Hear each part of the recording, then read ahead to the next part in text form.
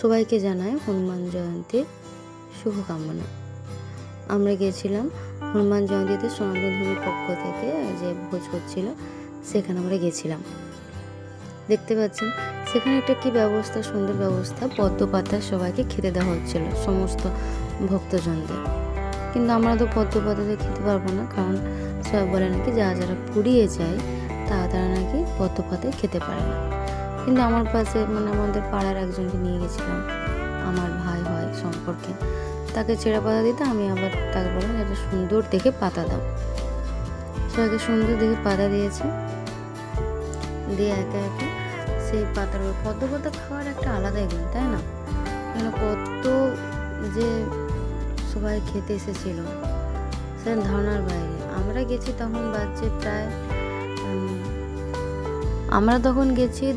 প্রায় সন্ধ্যে 7টা। এবার গরমকাল, সবাই 7টার দিকেই এসেছে।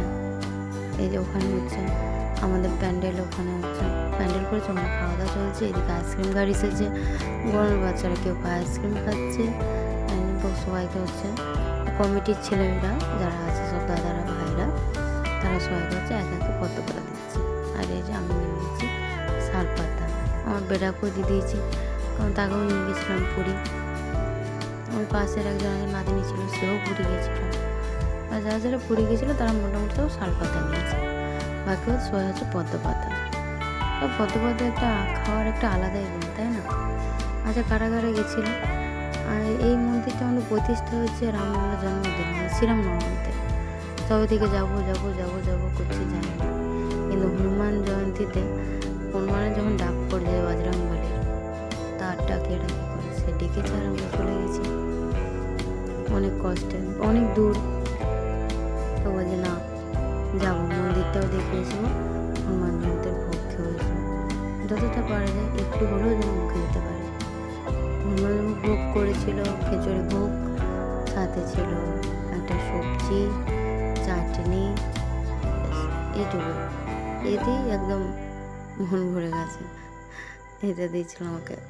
ভোগটা যা হয়েছিল অসম্ভব সুন্দর, মিষ্টি একদম, না একটু বেশি রিচ না একটু বেশি ঝাল, যাতে বাচ্চারা বুড়োরা সবাই খেতে পারে, 8 থেকে 80 তাদের সবার জন্য এই ভোগ দিচ্ছে। তার সাথে একটা সবজি আর একটু করে হচ্ছে চাটনি। ওই যদি হচ্ছে আমরা সবাই খেয়ে একদম তৃপ্তি। খিচুড়ি ভোগ এবার তুমি যত খুশি তত নিতে পারো ইচ্ছা মতো। ভাইরা ঘুরছে, দাদারা ঘুরছে বালতি নিয়ে, ঘুরে সবাইকে তারা পরিবেশন করছে। অত লোক এসেছে, তাদের কিন্তু মুখে হাসি আছে, বসে খাও, তৃপ্তি করে খাও, তারা বলেই যাচ্ছে পাশেই খেতে আরম্ভ করে দিচ্ছে। ভাইরে ফুদিয়ে দিয়ে খা, গরম তো জিমে পড়ে যাবে, নাহলে হাতও পড়ে যাবে। অনেকে তো জন্য আমরা খাওয়া দাওয়া করে নেই। তোমরা সবাই ভালো থেকো, সুস্থ থেকো, চ্যানেল ভালো থাকবে, লাইক শেয়ার ভুলো না যেন সবাই। টাটা।